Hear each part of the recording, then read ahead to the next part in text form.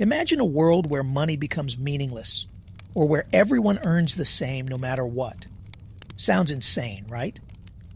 But these aren't pipe dreams. They're real thought experiments that expose the cracks in capitalism's shiny surface. So the question is, if these economic ideas are so simple, why do they shake the very foundations of the system we live in? Before we begin, I have a small favor to ask. Where are you watching from tonight? And what time is it there? Let me know in the comments below. I love seeing how far and wide this sleepy little community reaches. 1. The ultimatum game. Imagine this. You're randomly selected to play a simple game for real money. You're handed $100. But you're not alone. There's another player. You don't know them. You'll never meet them. But here's the catch. You decide how the money is split. You could offer them $50 and keep $50 for yourself. Fair, right? Or you could offer them $10 and keep $90. Here's the twist. If they reject your offer, neither of you gets anything. 0. Game over. This is the ultimatum game, and it's been played in labs and classrooms all over the world. Now, if people were purely rational, like capitalism assumes they are, they'd accept any amount above 0. Because, hey, getting $1 is better than getting nothing. But that's not what happens. In study after study, people reject unfair offers, even if it means losing the money altogether. Why? Because we're not just economic creatures. We're emotional ones. We value fairness more than pure self-interest. And we're willing to pay a price to punish people we believe are being greedy. Let that sink in. In the real world, capitalism rewards the proposer, the one holding the $100, the employer, the landlord, the investor.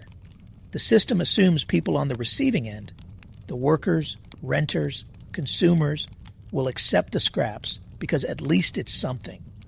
But the ultimatum game exposes a deeper human truth. We don't just want something. We want dignity, and we'll burn the system down if it denies us that.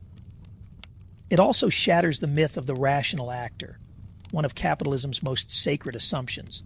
Because if people consistently reject unfair deals, even when it costs them, then the system built on rational self-maximizing decisions is based on a lie. And here's the uncomfortable part. Capitalism doesn't know what to do with that. Markets don't account for emotions. They can't price dignity. And they sure as hell don't reward fairness. So every time a CEO hoards billions while workers get pennies, remember the ultimatum game. Because in that moment, deep down, we all know. If the offer's insulting enough, it deserves to be rejected, even if we all walk away with nothing. And that is how the first crack appears. 2. The prisoner's dilemma. 2 suspects are arrested for a crime. They're placed in separate rooms. No communication, no collaboration. The police offer each of them a deal. If you betray your partner while they stay silent, you go free and they get 10 years. If you both betray each other, you both get 5 years. If you both stay silent, you each get just 1 year. Now here's the problem. You don't know what the other person will do. Logically, betrayal seems safest. After all, if your partner rats you out while you stay silent, you'll get crushed. So, most people defect. They betray. They act in their self-interest to minimize risk. But when both choose self-interest, they end up worse off than if they had just trusted each other. That's the prisoner's dilemma. And it's not just a quirky psychology game. It's a brutal mirror of capitalism's core behavior. Because in a capitalist system, companies constantly face the same decision: cooperate or compete ruthlessly. 2 rival corporations could choose to go green, raise wages, or stop price gouging. But the fear is always, what if we do the right thing and they don't? So instead, they both race to the bottom. Lower wages, cheaper materials, more exploitation. Just like the prisoners, they defect. The logic of capitalism rewards betrayal, not cooperation. And here's the kicker. Even if all players lose in the long run, the system keeps pushing them towards selfish choices. It's not because they're evil. It's because the rules punish trust. This is why fast fashion destroys the environment, why pharmaceutical giants withhold life-saving treatments, why tech companies sell your data and pretend it's user experience. Everyone's playing the prisoner's dilemma on repeat, and we all lose. You'd think capitalism would encourage collaboration, but instead, it bakes paranoia into its core. Trust becomes a liability, ethics become optional, and betrayal becomes strategy. The system doesn't collapse because people are bad. It collapses because people are acting rationally within a flawed design. In a world run by the prisoner's dilemma, doing the right thing is a risk. And that's how capitalism traps us. Not through violence, but through incentives. So next time you wonder why companies never just do better, remember, the system doesn't reward better. It rewards betrayal. 3. The tragedy of the commons. Picture: a peaceful village with a shared pasture, open land where every herder is free to graze their cattle. It's a cooperative system. Fair, open, communal. Now imagine one herder decides to add a few extra cows. Why not? More cows mean more milk, more money, and after all, it's just a few more. The land can handle it, right? But soon, another herder notices and does the same. Then another, and another. Before long, the grass is gone. The land is ruined. The cows starve, and what was once sustainable collapses completely.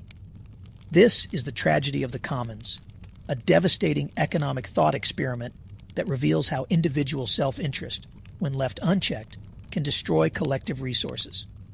Now replace the village pasture with earth. The oceans, overfished.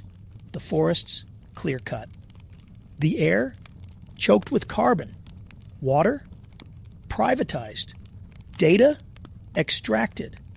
Capitalism assumes that individuals acting in their own self-interest will somehow lead to the best outcomes for society. But the tragedy of the commons shows us the opposite. Without collective responsibility and restraint, the system cannibalizes itself. Because here's the ugly truth. Capitalism rewards depletion. If there's profit in destroying a rainforest, someone will do it. And if you don't do it, your competitor will. Faster, cheaper, more aggressively. You can't vote for clean air at the checkout counter. You can't outconsume a collapsing planet. And yet capitalism keeps selling you the illusion that individual choices will fix systemic failure. In the commons, responsibility is shared. But in capitalism, damage is outsourced. Corporations pollute, but you are told to recycle. Oil giants destroy ecosystems, but you are told to drive less. The cost of destruction is socialized, while the profit is privatized. The pasture was never infinite, but capitalism treats the planet like a bottomless pit of resources. It incentivizes the first to exploit and punishes those who wait. And in a race where winning means taking the most, cooperation becomes weakness. The tragedy of the commons isn't just a thought experiment. It's reality. And the more we ignore it, the closer we come to turning Earth into that overgrazed, barren field. So ask yourself, if capitalism can't protect what we all depend on, is it really sustainable? Or is it just one long, profitable tragedy? 4. The invisible hand illusion. In 1776, Adam Smith proposed a powerful idea. He claimed that individuals pursuing their own self-interest without any central planning would naturally create order, efficiency, and prosperity, as if guided by an invisible hand. This idea became the bedrock of capitalism. It was elegant, it was poetic, and it was an illusion. Because when you look closer, you realize the invisible hand isn't gently guiding the market. It's shoving people around, flipping tables, and picking pockets. Take a walk through the modern economy. A small group of billionaires owns more wealth than half the planet. Megacorporations kill small businesses while paying zero in taxes. Workers generate record profits, yet live paycheck to paycheck. The planet warms. Wages stagnate. Prices rise. And somehow, the market calls this balance? If the invisible hand was real, shouldn't things be getting better for most people? Capitalism claims that competition leads to innovation, that profit leads to progress, that the market, left alone, will optimize everything. But that's not what actually happens. Markets don't eliminate greed. They monetize it. They don't reward value. They reward exploitation. And worst of all, they don't self-correct. They self-destruct, quietly, elegantly, while whispering, "Trust me," all the way down. The invisible hand has become a get-out-of-jail-free card for the powerful. It's the reason CEOs justify layoffs. The market demands it. It's how tech giants explain surveillance. We're just giving people what they want. It's why housing, food, and health care are sold like luxury goods instead of human rights. But here's the trick. The hand was never invisible. It's just hidden behind layers of PR, lobbying, and ideology. It's in the subsidies for oil companies, the tax breaks for billionaires, the deregulation of industries that poison communities.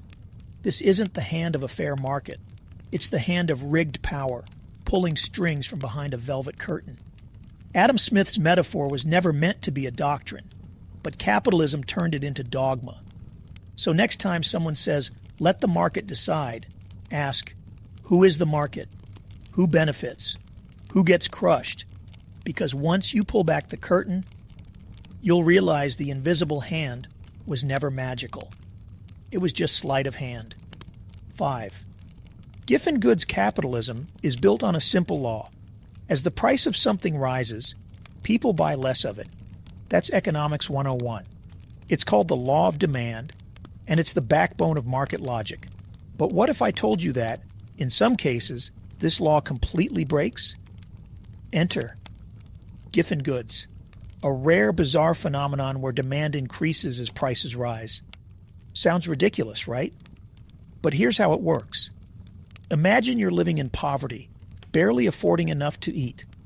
Your daily diet consists mostly of cheap staple foods, say rice or bread. These aren't luxuries, they're survival. Now imagine the price of rice goes up.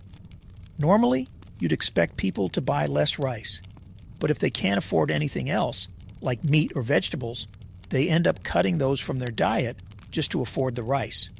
So, paradoxically, they buy even more of the thing that got more expensive simply because they have no other choice. This is a Giffen good, a product so essential, so deeply tied to survival that people consume more of it when it becomes more expensive. And that is deeply disturbing because it means the poorest people in a capitalist system are often trapped by scarcity. Their choices aren't real choices. They're survival decisions. And when prices rise, their desperation increases, not their freedom. Now zoom out. Think about how this plays out in the real world. When housing prices rise, do the poor buy fewer homes? No. They're pushed into worse ones, paying more for less. When food prices rise, they don't buy less. They skip meals. When gas prices spike, they don't drive less. They sacrifice other essentials just to get to work. Capitalism frames all this as supply and demand.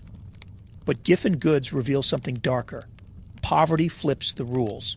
The market doesn't behave logically when survival is at stake. And yet capitalism applies the same cold formulas to billionaires buying yachts and families buying rice. That's not a flaw in the system. That is the system. So next time someone tells you the market is rational, remember the Giffen good. A product that becomes more desirable, the harder it is to afford. Because capitalism doesn't care if you're choosing or if you're just cornered. 6. Veblen goods. In a rational economy, higher prices should scare people away. That's how supply and demand is supposed to work, right? Raise the price, shrink the demand. Simple, but not for Veblen goods. These are products where demand actually increases as the price goes up, not in spite of the price, but because of it. Think luxury watches, designer handbags, rare sports cars, or limited edition sneakers. The more outrageously priced they are, the more people want them. Why? Because in capitalism, value isn't always about utility. It's about status. The Veblen good is named after economist Thorstein Veblen, who coined the term conspicuous consumption. He observed that people often buy expensive things not for what they do, but for what they signal. A Rolex doesn't tell time better than a Casio. A $3,000 handbag doesn't carry more than a $30 one. But they scream one thing: look at me, I'm winning. Capitalism thrives on this illusion. It manufactures desire, then attaches it to symbols of wealth. Not because they serve a purpose, but because they don't. Their uselessness becomes their power. In this world, excess is status. Waste becomes fashion. Scarcity becomes strategy. Companies understand this deeply. They raise prices not just to make more profit, but to make their products feel more valuable. They create artificial scarcity, limited runs, and exclusive drops, knowing full well that consumers will chase the illusion. But here's where it gets sinister. Veblen goods warp the entire concept of economic value. They show that price is not always tied to quality or need, but to perception. And perception can be manipulated. This breaks capitalism's core narrative, that markets reflect what people genuinely value. In truth, markets often reflect what people are told to value. So when a $100,000 handbag sells out in minutes while people can't afford insulin, that's not a glitch. That's Veblen logic in action. It also reveals capitalism's twisted reward system.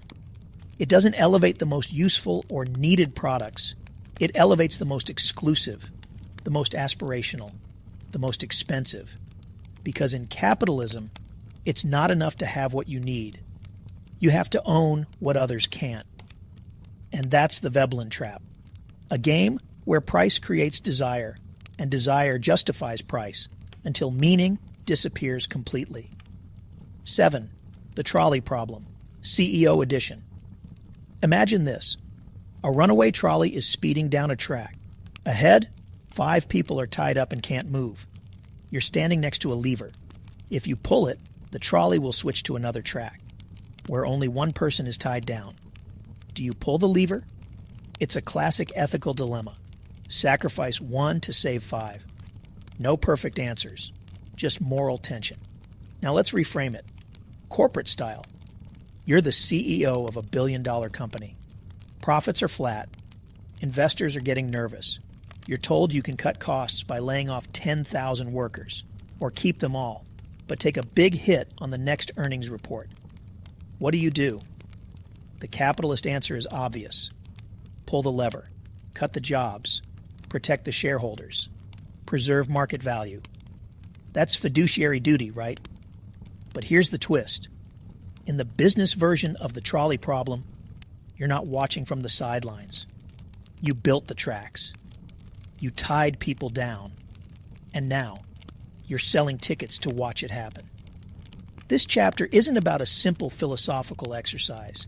It's about how capitalism has twisted ethical decision-making into cost-benefit analysis. In a normal trolley problem, the dilemma haunts you. But in capitalism, it's baked into the business model. Companies make these choices every quarter, and they don't just accept the sacrifice. They celebrate it.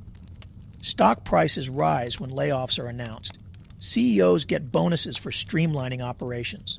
Shareholders cheer as real people lose homes, healthcare, and security. It's not about saving the train. It's about making sure the ride stays profitable for the few in first class. Capitalism treats ethical decisions like line items. Is it cheaper to pollute and pay fines later? Is it easier to settle lawsuits than fix a faulty product? Is it worth more to automate jobs than to keep communities employed? The system doesn't ask what's right. It asks what's profitable. And that's how morality dies. Not with violence, but with spreadsheets. The trolley problem is meant to provoke thought, but under capitalism, it becomes policy, because in the CEO version, the lever always gets pulled, not to save lives, but to save margins. 8. Pareto efficiency. At first glance, Pareto efficiency sounds like a harmless idea, just another academic term in a sea of economic jargon. But once you understand what it really means, you start to see how capitalism hides behind it. Here's the definition. An allocation is Pareto efficient when no one can be made better off without making someone else worse off. Simple, right? Seems fair. But here's the problem. It says nothing about how resources are distributed. A system where one person owns everything and everyone else has nothing? That can still be Pareto efficient, as long as no transfer of wealth can improve someone's life without harming the richest person. In other words, Pareto efficiency doesn't care about fairness. It doesn't care if millions are in poverty. It doesn't care if wealth is hoarded by a tiny elite. As long as any change would inconvenience the wealthy, the system is deemed efficient. Let's put this into a real-world example. Imagine a billionaire owns 10 mansions. A family is homeless. Giving them just one house would make them vastly better off and barely affect the billionaire. But if that billionaire feels worse off, even slightly, that change is no longer Pareto efficient. See the trick? Capitalism uses concepts like this to protect the status quo. It wraps inequality in the language of optimization. It presents brutal wealth gaps as stable, even logical. And worst of all, this framework ignores power. It assumes all preferences are equal, that a poor mother's need for food is weighed the same as a rich investor's desire for a third yacht. But in reality, markets obey money, not need, and Pareto efficiency helps justify that with a mathematical shrug. This is how capitalism hides behind neutrality, by using efficiency as a moral shield, by pretending that any disruption to the elite, even for the greater good, is somehow an economic crime. But what if the goal isn't to make no one worse off? What if the goal is to make everyone better off, even if that means rebalancing the scales? Capitalism doesn't ask those questions, because Pareto says, don't touch the rich, even if everyone else is drowning. 9. The Cobra effect. Sometimes, the most well-intentioned solutions create the most ridiculous disasters. Take this story. In colonial India, British officials had a cobra problem in Delhi. To solve it, they came up with an incentive, a cash reward for every dead cobra. Simple, right? More dead cobras, fewer live ones. Problem solved. Except, it backfired. Locals started breeding cobras, not for venom, not for protection, but for profit. Why hunt wild snakes when you can farm them? Eventually, the British caught on and canceled the reward program. But with no more cash incentive, the breeders simply released their now worthless cobras into the streets. The result? More cobras than ever before. This is called the Cobra effect, when an attempted solution ends up making the original problem worse due to poorly designed incentives. Now, what does this have to do with capitalism? Everything. Capitalism runs on incentives. Profit is the holy grail, and the market assumes that if you just set the right price, people will act in rational, beneficial ways. But the Cobra effect shows us something else. People don't always fix problems. They exploit them. And if profit depends on the problem existing, you can bet the problem will stick around. Take pharmaceuticals. Is a cure more profitable than lifelong treatment? Take private prisons. Is rehabilitation more profitable than reoffending? Take planned obsolescence. Is durable design more profitable than forcing upgrades? Capitalism creates perverse incentives all the time. Want students to score higher? Tie teacher pay to test results? Then watch cheating scandals explode? Want more productivity? Pay by task, then watch safety shortcuts and burnout skyrocket. The system doesn't ask, what's the long-term solution? It asks, what makes us money right now? And that mindset breeds cobras everywhere. When profit is tied to the existence of a problem, solving it becomes sabotage. So poverty becomes a market. Illness becomes a revenue stream. Crisis becomes opportunity. This isn't theoretical. It's baked into the way capitalism scales. Because in a profit-first system, even the best intentions can be monetized, manipulated, and mutated until they explode in your face like a sack of angry cobras. So next time someone praises capitalism's efficiency, ask them, are they killing problems or breeding them? 10. The hedonic treadmill. You finally get the raise.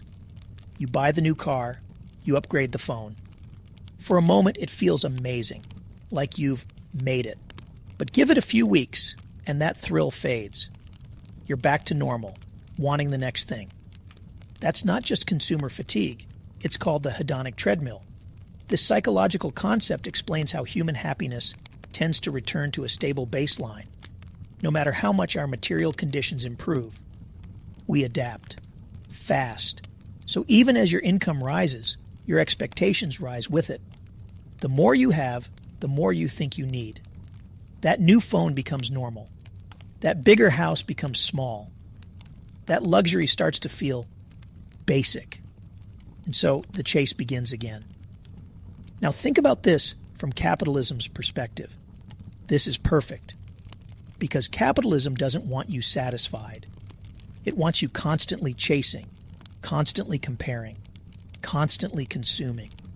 And the hedonic treadmill keeps you running without ever arriving. A system that promised happiness through material wealth now depends on you never actually feeling content. If you were satisfied, you'd stop buying. And if you stop buying, the machine stops moving. That's why advertising isn't just about informing you. It's about manufacturing dissatisfaction. Your phone isn't slow. You're just behind. Your body isn't fine. You just need this supplement. Your life isn't boring. You're missing out on what they have. The treadmill spins faster, and while you run, the profits grow. Because here's the trick. Capitalism has learned to monetize your emotions. Insecurity becomes a market. FOMO becomes an ad strategy. Your desire for happiness becomes a subscription model. But there's something even darker. This treadmill doesn't run equally for everyone. The wealthy, they've stepped off. They earn from your movement. Rents, interest, data, debt. While you run to feel okay, they profit in their sleep. And yet we're told the goal is more. More hustle, more upgrades, more success. But what if the real freedom isn't in climbing higher, but in stepping off? The hedonic treadmill reveals a truth capitalism can't admit. Enough is never profitable. Because if you stopped chasing, you might realize you were already whole. And that's the one thing the system can't afford. 11. Hypernormalization. You're walking through a world that doesn't quite make sense. Politicians lie without consequence. Billionaires preach morality while hoarding wealth. The economy booms as wages stagnate. You're told everything is fine, but deep down, you know something's wrong. Welcome to hypernormalization. Coined by Russian scholar Alexei Yurchak and later popularized by filmmaker Adam Curtis, hypernormalization describes a society where everyone knows the system is broken, but everyone pretends it isn't. The lies are so deep, so embedded, that they've become reality, and capitalism thrives in this fog. Let's break it down. You see inequality everywhere, but are told it's just freedom of opportunity. You watch climate collapse unfold, but are told to recycle more and vote with your dollar. You work harder than ever, but are told you're not trying hard enough. So you keep playing along because everyone else is too. That's hypernormalization, a state where illusion becomes survival. In capitalism, this isn't a glitch. It's the operating system. The market relies on belief that competition is fair, that success is meritocratic, that infinite growth on a finite planet is possible. And when those beliefs start to crack, the system doesn't reform. It doubles down on the performance. You get empty slogans. Build back better. We're all in this together. Trickle down is working. You get performative tech CEOs preaching about saving the world while dodging taxes and laying off thousands. You get financial gurus urging you to invest in yourself, as if personal branding can outpace structural decay. Under hypernormalization, truth becomes optional. People stop believing what they hear, but they keep repeating it, because stopping means facing the chaos underneath. And so, the show must go on. Capitalism survives not by solving its contradictions, but by overwhelming you with distractions, by burying you in data, entertainment, outrage, and fake choices. It tells you to keep shopping, scrolling, hustling, because reflection is dangerous. Clarity is rebellion. Hypernormalization is what happens when the system can no longer function honestly, but also can't afford to admit that. So you keep working, keep buying, keep nodding, not because you believe in it anymore, but because pretending feels safer than waking up. 12. Monopoly versus free market. Capitalism loves to talk about the free market, a level playing field, open competition. Anyone can enter. The best ideas win. The worst fall away. It sounds noble, efficient, even democratic. But then you look around. Amazon controls e-commerce. Google controls search. Apple controls app ecosystems. Nestlé controls water. BlackRock quietly owns chunks of everything. And suddenly that free market looks a lot more like a monopoly masquerading as freedom. The truth is, capitalism doesn't hate monopolies. It creates them. It rewards them. And worst of all, it protects them. Let's break this down. In theory, competition drives innovation. But in practice, winners rewrite the rules. Once a company dominates, it doesn't compete. It crushes. They buy out competitors before they become threats. They flood the market to kill small players. They lobby governments to change regulations in their favor. They hoard data, patents, and infrastructure, making it nearly impossible for anyone new to break in. This isn't a malfunction. It's capitalism functioning perfectly, because markets don't reward fairness. They reward scale. The more you own, the more you can leverage. The more you can crush, the more you can grow. Until competition becomes a fantasy. And yet, the myth of the free market persists.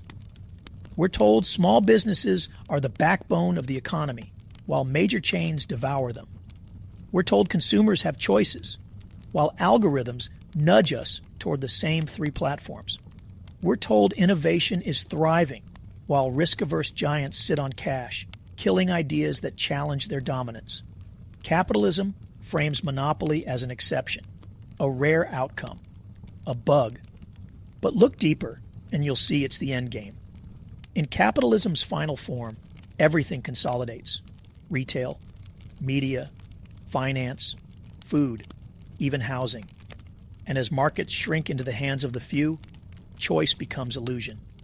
You think you're choosing between options, but you're really choosing between subsidiaries of the same empire. So the next time someone praises capitalism for its dynamic, competitive markets, ask them this. If capitalism loves competition so much, why does it keep producing kings? 13.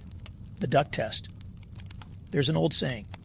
If it walks like a duck, swims like a duck, and quacks like a duck, it's probably a duck. Simple logic. Direct observation.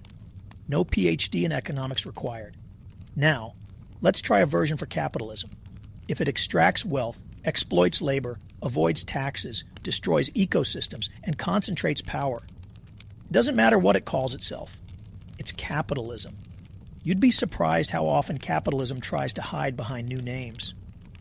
Sharing economy, they say, but the drivers still struggle while the platforms get rich.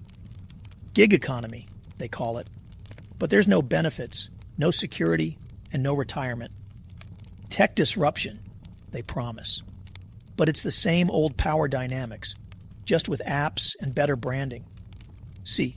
Modern capitalism has gotten very good at rebranding itself.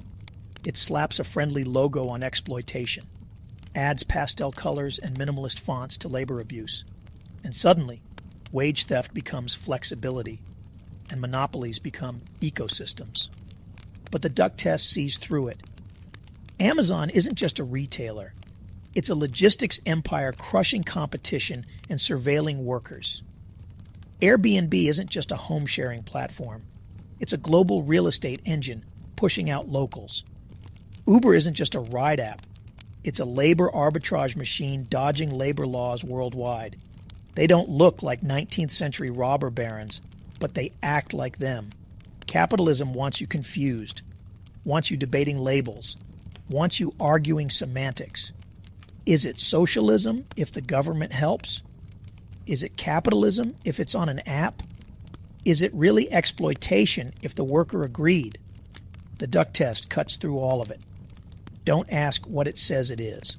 Ask what it does. Because systems don't reveal themselves through language. They reveal themselves through outcomes. And right now, those outcomes are clear. Widening inequality, vanishing labor rights, environmental collapse, mental health crises, and a ruling class richer than pharaohs. So call it what you want. Call it innovation. Call it disruption. Call it post-capitalism, if that makes you feel better. But if it walks like capitalism, quacks like capitalism, and exploits like capitalism, then it is capitalism, no matter how pretty the logo. 14. The IKEA effect. You buy a piece of furniture, flat-packed, 47 screws, 12 cryptic diagrams. You spend hours building it, maybe curse a little, and when it's done, you love it, even if it's crooked, even if the drawer sticks. It feels yours, special, valuable. This is the IKEA effect, a psychological phenomenon where people place disproportionately high value on things they've helped create. Now, in a normal context, this is just charming, a little ego boost. But in capitalism, it becomes a weapon. Companies exploit the IKEA effect to get you emotionally invested in your own exploitation. Here's how. Think about customization. Pick your phone color, design your shoes, curate your coffee blend, select your avatar, set your feed preferences. None of these things really empower you, but they make you feel in control. They turn products into extensions of identity. And when you feel like you built it, you're more likely to defend it, even if it's broken. Capitalism uses this trick to build brand loyalty, deepen emotional dependence, and silence criticism. Take work, for example. You're told to take ownership of your job, build your future, hustle like it's yours. But it's not yours. It's a company, a structure, a machine. And yet, when you burn out, when you're underpaid, when it fails you, you still feel like you failed. That's the IKEA effect in full force. You put in the labor. So now you overvalue the system that extracted it. This also explains why people fiercely defend brands that exploit them. They don't just love the sneakers, they love that they chose the sneakers. They don't just love the car, they love the custom interior. It becomes personal, psychological, tribal. And when criticism comes, it feels like a personal attack because you didn't just buy the product, you helped build your loyalty to it. Capitalism didn't invent the IKEA effect, but it industrialized it.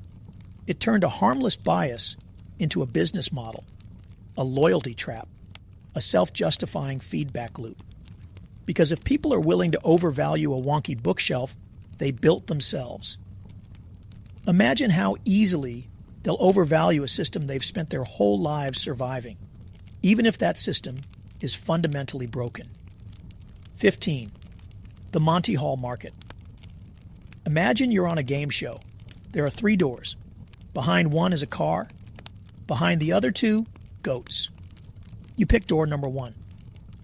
The host, Monty Hall, reveals a goat behind door number 3. Then he asks, do you want to stick with your original choice or switch to door number 2? Statistically, the smart move is to switch. Your odds go from 1 in 3 to 2 in 3. But most people stick. Emotionally, it just feels wrong to abandon your first pick. This is the Monty Hall problem, a brain-bending probability puzzle that exposes how human intuition often fails us. Now take that same logic and apply it to capitalism. You're told that as a consumer, you're the decision maker. You have the power, the freedom, the choice.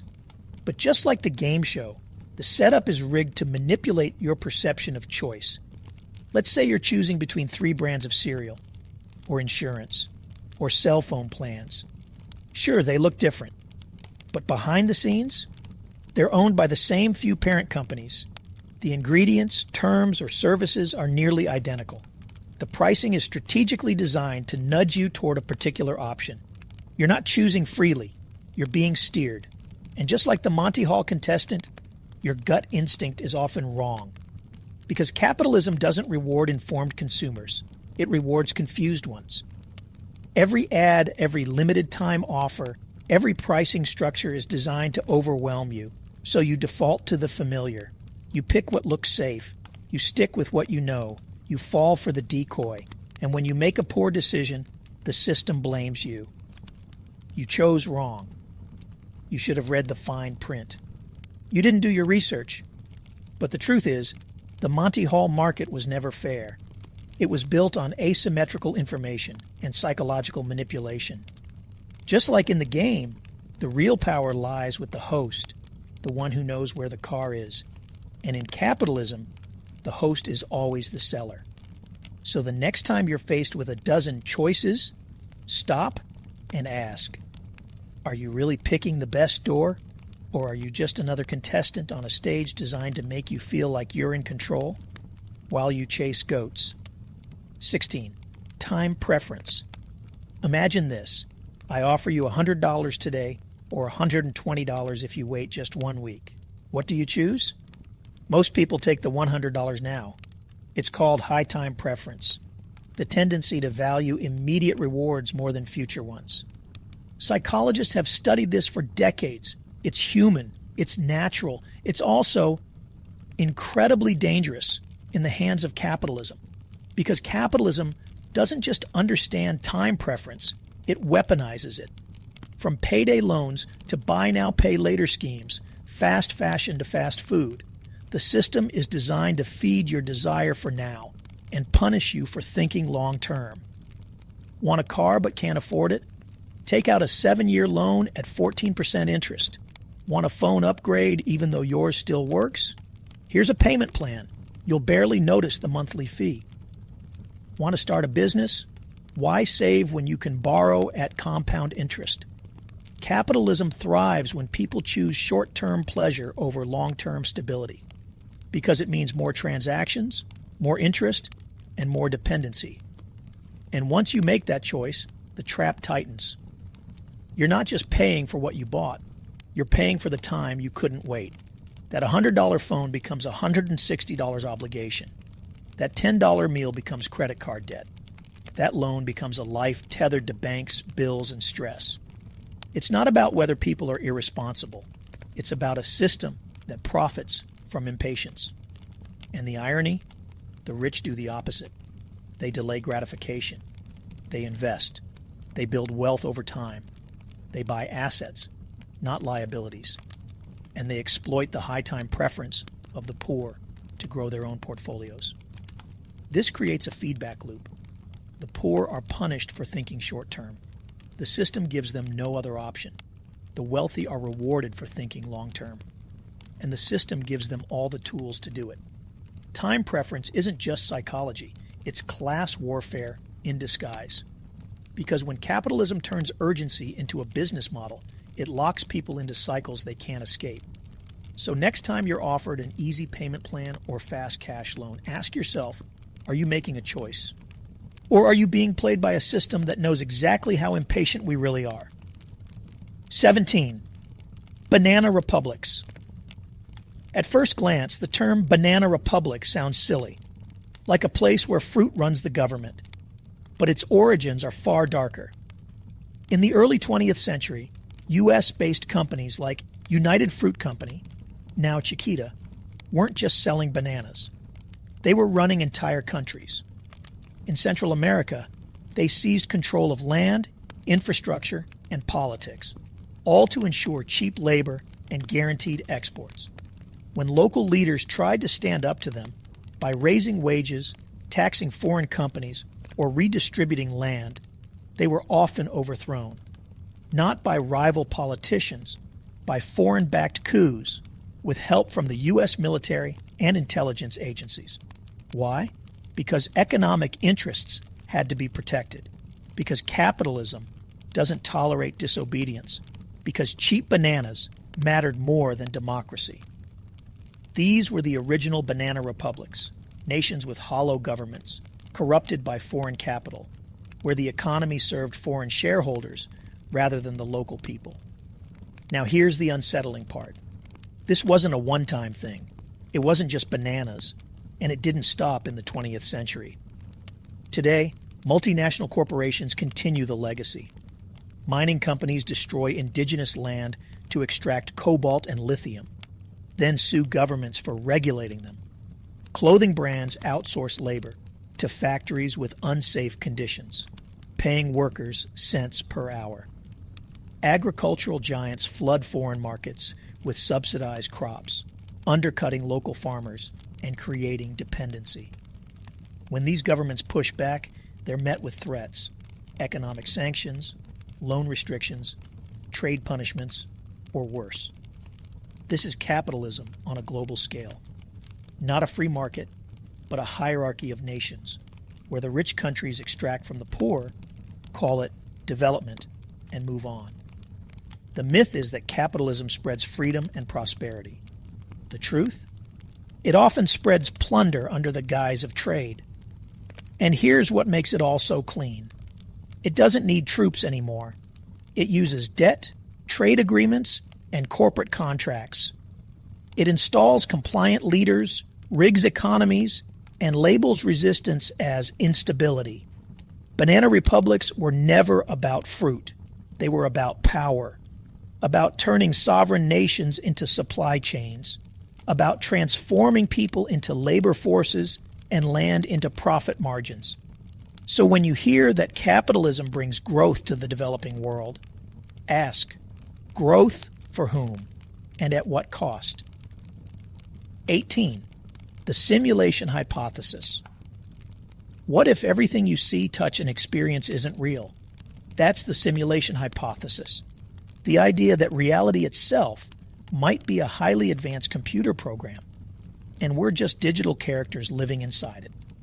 It sounds like sci-fi, like The Matrix or a late-night Reddit thread. But here's the twist. Even if we're not in a literal simulation, capitalism makes the world feel like one. Think about it.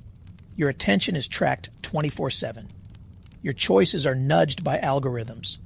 Your identity is shaped by brands. Your value is calculated by productivity. Your future is predicted by data. You're not living. You're being processed. Capitalism creates a world of gamified survival. You earn points, money, exchange them for upgrades, status, and try to avoid penalties, debt, unemployment, social exclusion. The rules aren't written by nature. They're coded by corporations, optimized for profit, not people. And just like in a simulation, the environment feels artificially limited. You can't afford health care, but billionaires fly to space. You work full-time, but can't afford rent. You vote, but policies rarely change. It's like playing a rigged game where the winners own the rulebook. And the worst part? You're constantly told it's all your fault. You didn't hustle hard enough. You didn't invest soon enough. You didn't grind properly. But in reality, the system was designed to simulate choice while restricting power. Capitalism gives you avatars, your job title, your credit score, your Instagram profile. But behind the aesthetics, most people are trapped in loops. Wake, work, spend, sleep, just like background characters in a game they didn't design. Meanwhile, those who control the simulation, the billionaires, the banks, the platforms, get God mode privileges. They can crash the economy and get bailed out. They can break laws and rewrite them. They can shape the digital landscape, manipulate markets, and call it innovation. So maybe the question isn't, are we in a simulation? Maybe it's, why does capitalism make reality feel like one? A world where your worth is measured, your path is tracked, and your freedom is filtered through the lens of profit isn't a simulation glitch. It's the system working exactly as intended. And if you feel like none of it is real anymore, that might just mean you're finally waking up. 19. Zero marginal cost society. In economics, there's a powerful concept: marginal cost, the cost of producing one additional unit of a good or service. Now imagine this. What if the marginal cost of producing everything dropped to almost zero? Thanks to technology, that's no longer hypothetical. A digital file can be copied infinitely for free. An AI can write 10,000 articles without needing rest. A 3D printer can produce complex items on demand. Renewable energy, once built, generates power at near zero ongoing cost. We're entering a world where abundance is technologically possible. But there's a problem. Capitalism is built on scarcity. If something becomes too cheap, it's no longer profitable. And if it's not profitable, capitalism doesn't know what to do with it. Think about it. Music and movies became nearly free to distribute, so the industry shifted from ownership to subscription models, reintroducing artificial limits. News became free online, so paywalls and microtransactions were introduced to monetize access. Knowledge was open-sourced, so platforms began walling it off again with AI tools that sell you answers. This is the contradiction. Abundance threatens capitalism's very foundation. When marginal costs fall to zero, capitalism scrambles to invent new scarcity. Limited editions, VIP access, digital ownership through NFTs, artificial constraints that restore the illusion of value. Even worse, abundance doesn't trickle down equally. Big tech uses zero marginal cost to scale, automating services, eliminating labor, and centralizing power. But instead of sharing the benefits, they hoard the profits.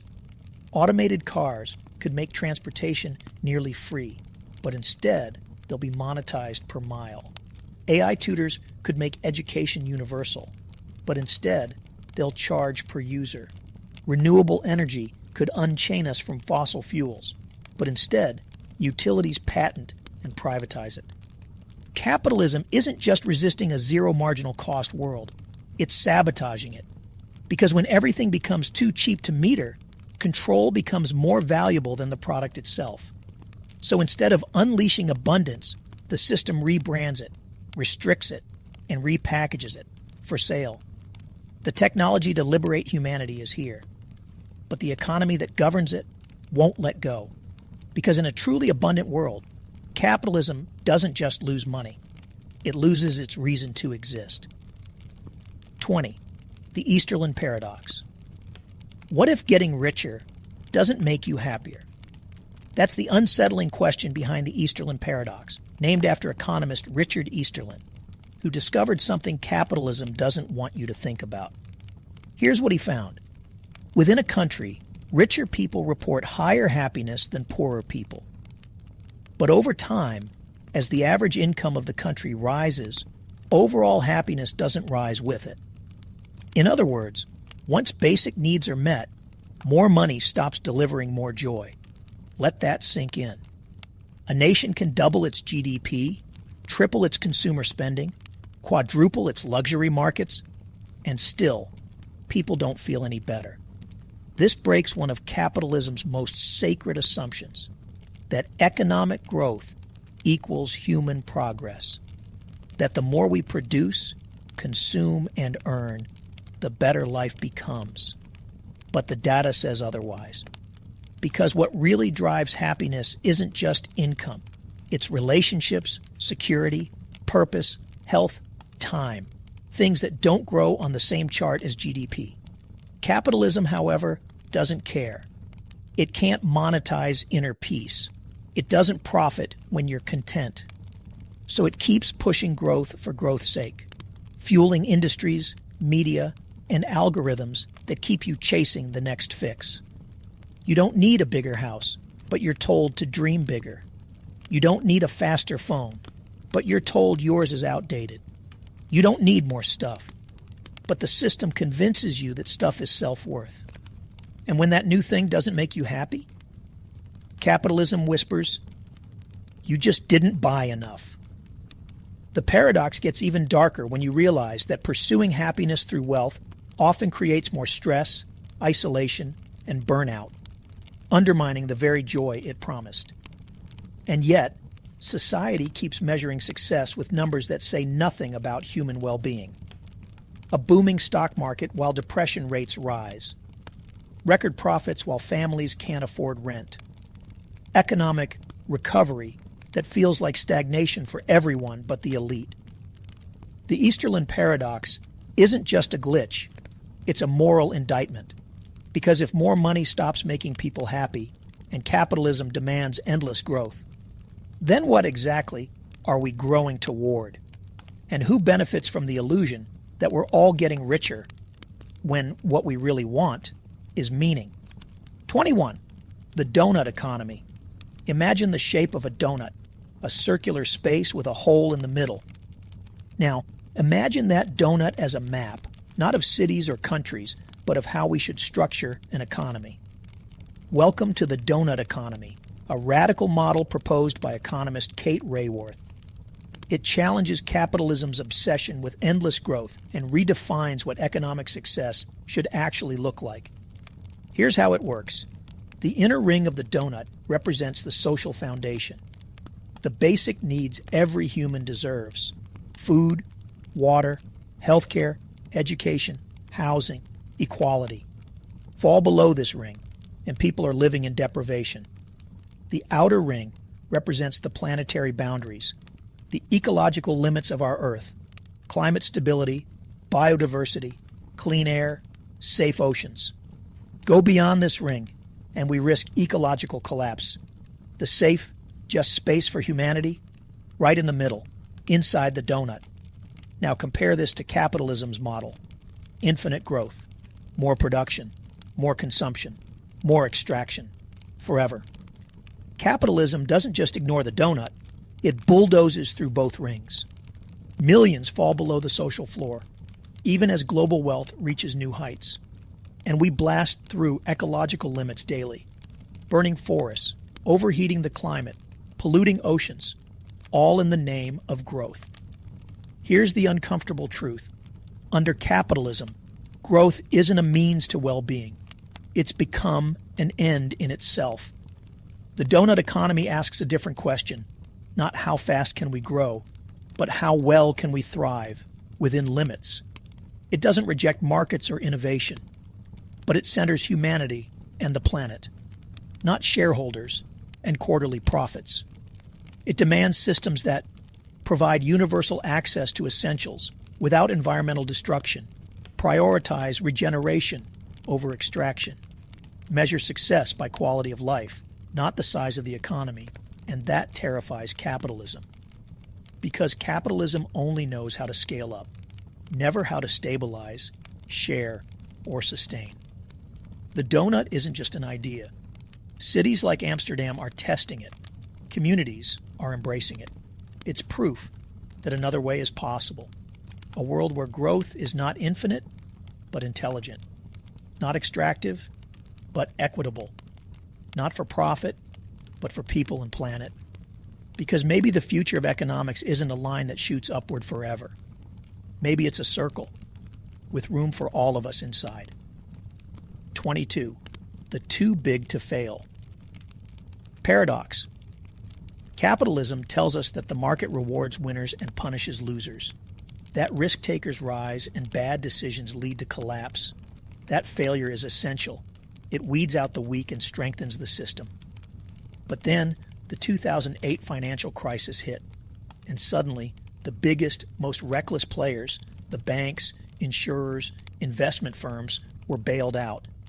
Trillions of taxpayer dollars were poured into failing institutions. Bonuses continued, executives stayed, and the message became clear. If you're big enough, you don't have to follow the rules. This is the too big to fail paradox, a contradiction at the heart of capitalism. Small businesses collapse every day. Families lose homes, workers get laid off, entire communities are gutted, and no one steps in. But when the elite institutions falter, the system scrambles to protect them. Not because they're moral, competent, or deserving, but because they're too entangled to be allowed to fail. Capitalism becomes socialism for the rich and brutality for everyone else. But it gets worse. Once these corporations realize they'll be rescued, they start taking bigger risks. Why not? If they win, they profit. If they lose, the public pays. This creates what's called moral hazard, a system where bad behavior gets rewarded, where financial recklessness isn't just tolerated, it's incentivized. And over time, these giants grow even bigger. Banks consolidate. Corporations merge. Tech monopolies absorb everything in sight. The market that claimed to love competition now kills it in broad daylight. And all the while, politicians, regulators, and media play along because their survival is often tied to these same institutions. Too big to fail isn't a safety net. It's a power structure. It says, if you're small, you're disposable. If you're big, you're untouchable. So capitalism, which promised freedom and innovation, turns into a rigged casino, one where the house never loses and the players always pay. And here's the punchline. If something is too big to fail, maybe it's too big to exist, because a truly free market wouldn't fear failure. It would demand it, especially from those who built their empires on the promise of risk, and then bought immunity. 23. Moral hazard. In theory, capitalism is about risk and reward. Take a risk, and if it pays off, you win. If it fails, you lose. Simple. But in practice, capitalism has developed a workaround, a loophole for the elite. It's called moral hazard. Here's the definition. Moral hazard occurs when someone takes a risk, knowing they won't bear the full consequences of failure. Because someone else, usually the public, will clean up the mess. Sound familiar?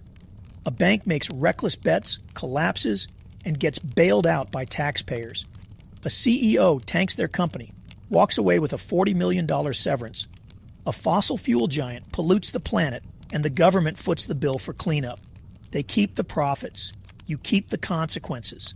This isn't rare, it's the norm. Because capitalism has figured out how to privatize the upside and socialize the downside. It's a system where reward is personal, but risk is public. And once you remove consequences, behavior changes. Why play it safe when you know someone else will cover your losses? Why build resilience when collapse means a bailout?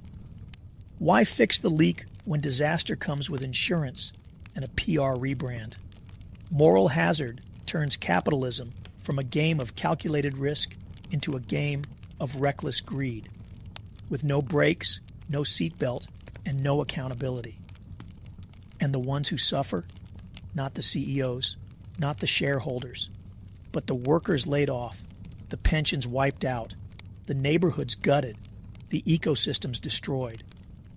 Meanwhile, the perpetrators get golden parachutes, media rehabilitation, and speaking gigs at business schools. Even in crisis, the system doubles down. COVID-19 showed this in real time. Small businesses drowned while billion-dollar corporations got access to emergency funds first.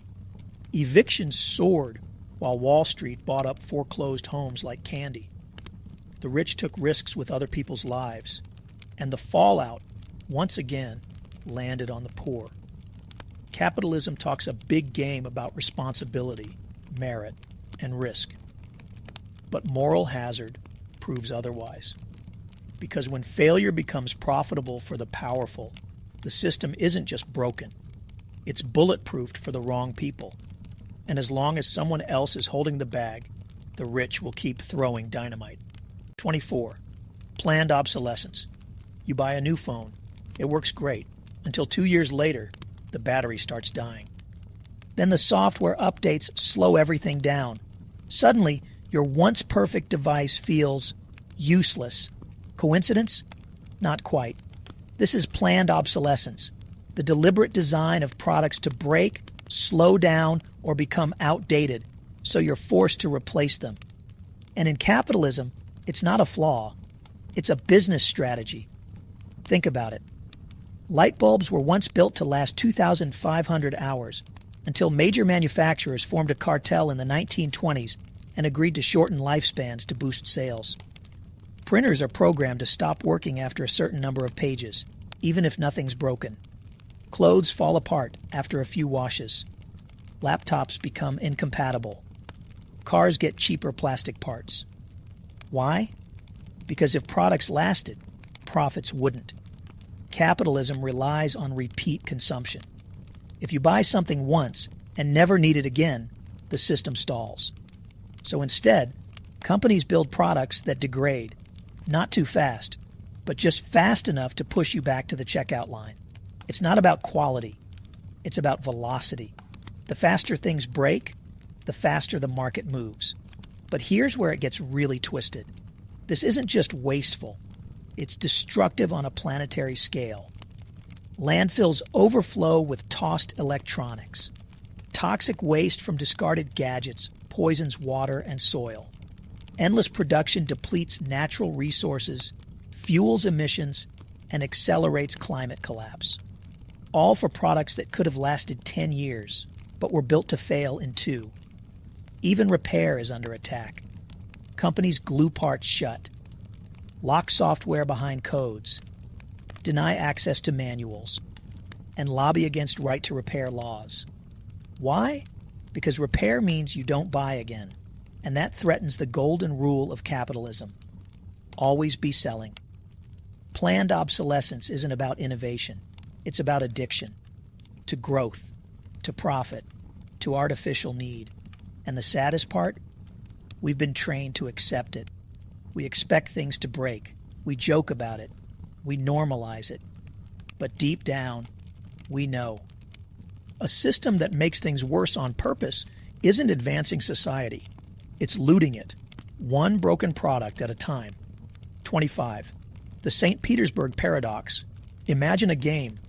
A coin is flipped until it lands on heads. The pot starts at $2 and doubles every time a tail appears. One tail, $4 two tails, $8 three tails, 16, and so on. The game ends when heads appears. You win whatever is in the pot. Here's the kicker. The expected value of this game is infinite. Mathematically, it should be worth an unlimited amount of money to play. But would you actually pay $1,000 to enter? $10,000? $1 million? Of course not. Most people wouldn't even pay $20. That's the St. Petersburg paradox, a 300-year-old thought experiment that reveals the limits of rational decision-making when infinity enters the room. So what does this have to do with capitalism? Everything.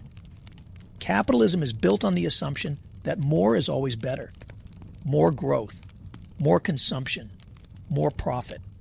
But just like the paradox, this logic breaks when applied to the real world. Infinite value sounds good on paper, but reality has limits. You can't infinitely extract from the earth. You can't infinitely grow on a finite planet. You can't expect people to work, produce, and consume forever without breaking something or someone. Yet capitalism keeps betting, like the coin will never land on heads.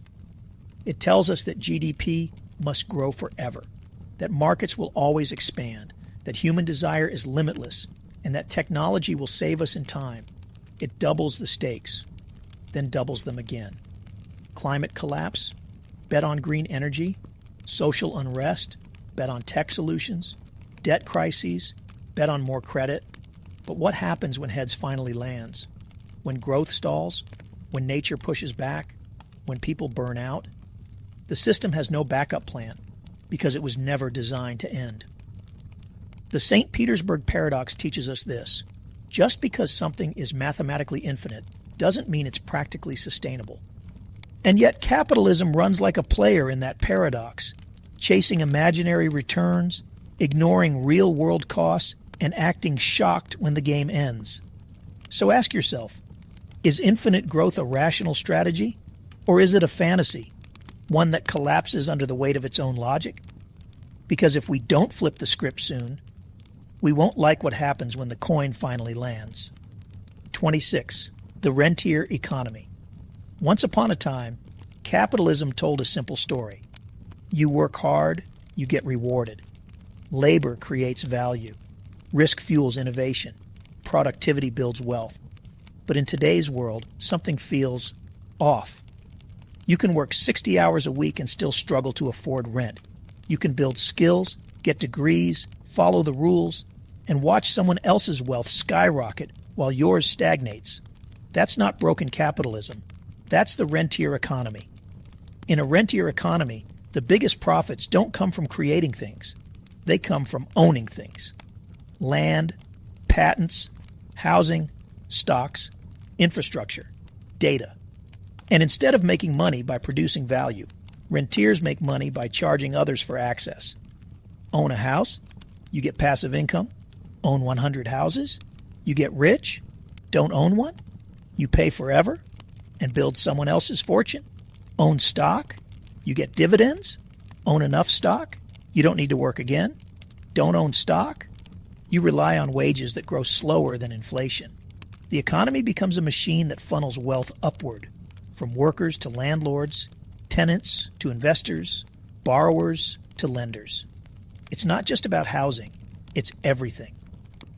Pharma companies patent life-saving drugs and charge whatever they want. Tech giants collect user data and lease it back to advertisers. Universities turn knowledge into a debt trap. Internet providers charge you to access a digital world you helped create. This is capitalism evolving, not toward progress, but toward feudalism in a modern suit. A world where fewer and fewer people own the infrastructure of life, and everyone else pays rent just to exist. And here's the kicker. The system praises this. Passive income is celebrated. Let your money work for you is a badge of honor. Landlords are called entrepreneurs. Investors are called visionaries. Labor? It's just an input cost to be minimized. The rentier economy flips the script. Wealth doesn't follow work. Work follows wealth. And as ownership consolidates, opportunity vanishes. The ladder doesn't just get pulled up, it gets locked behind a paywall. So if you've ever felt like you're running on a treadmill while someone else floats on a yacht, you're not imagining it. In today's economy, ownership wins, and the rest of us, we pay the rent. 27. The ant farm experiment. Scientists once conducted a simple, eerie experiment. They built an ant farm, balanced, thriving, dozens of colonies coexisting, working together, sharing space and resources. Then they added a subtle change. Limited resources and artificial stress. Slightly less food, slightly more noise, slightly tighter quarters. And what happened? The ants turned on each other. They stopped cooperating. They attacked neighboring colonies. Some cannibalized their own. And eventually, the entire ecosystem collapsed. Not from external threat, but from internal breakdown. Now take that image and look at the world around you. People fighting over low-wage jobs. Nations competing for dwindling resources. Communities fractured by inequality, resentment, and fear. Everyone hustling harder, trusting less, and burning out faster. It's not just coincidence. It's not just human nature. It's the capitalist version of the ant farm. A system where cooperation is replaced with competition, where community is undermined by scarcity, where the pressure to survive turns neighbors into rivals. Capitalism thrives on stress, on scarcity, on keeping people just desperate enough to fight for scraps, while those at the top watch, safe and distant, collecting the dividends. And just like in the ant farm, when conditions deteriorate, the breakdown looks like chaos. But the cause is systemic. It's not the people who are broken, it's the design. The experiment didn't fail because ants are evil. It failed because they were put into a system that incentivized destruction once cooperation became impossible. Sound familiar?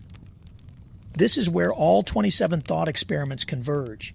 They show us that when you combine stress, inequality, and artificial scarcity, you don't get innovation, you get collapse. But here's the twist. Humans aren't ants. We have the ability to question the experiment, to name the system, to redesign the parameters, but only if we stop blaming ourselves and each other for outcomes rooted in a game we didn't create. Capitalism didn't just give us markets. It gave us a mindset, a worldview where competition is natural, greed is rational, and collapse is someone else's fault. But maybe, just maybe, it doesn't have to end like the ant farm. Maybe the real thought experiment isn't whether capitalism is broken. Maybe it's this. What could we build if we stop believing this is the only way?